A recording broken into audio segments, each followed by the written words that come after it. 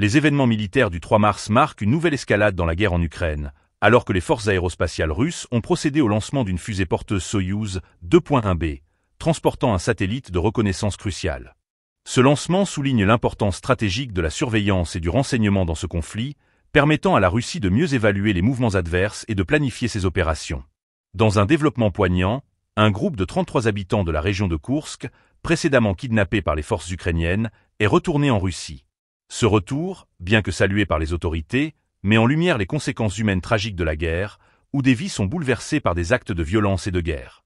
Les familles de ces personnes retrouvent enfin espoir après des mois d'angoisse et d'incertitude. Parallèlement, un Su-34 NVO a été déployé pour soutenir des opérations à Guliepol, lançant des bombes FAB-500 et FAB-1500 sur des positions ennemies.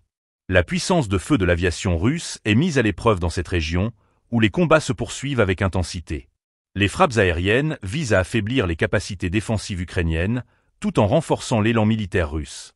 Le 3 mars a également été marqué par des opérations de drones. Un drone FPV de la 6e division a réussi à détruire un octocoptère ukrainien R-18 près de Téchino, démontrant l'importance croissante de la technologie aérienne dans le champ de bataille moderne.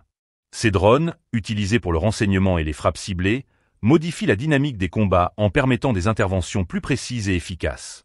En outre, un équipage de mortiers 2B11 du détachement Bar 1 a été impliqué dans des échanges de feu près d'Orekov, fournissant un soutien à l'infanterie ukrainienne. Cette complexité des engagements militaires illustre la nature chaotique et imprévisible du conflit, où chaque camp cherche à prendre l'avantage sur le terrain. Ces événements soulignent la brutalité et la complexité de la guerre en Ukraine, alors que les hostilités continuent de faire rage.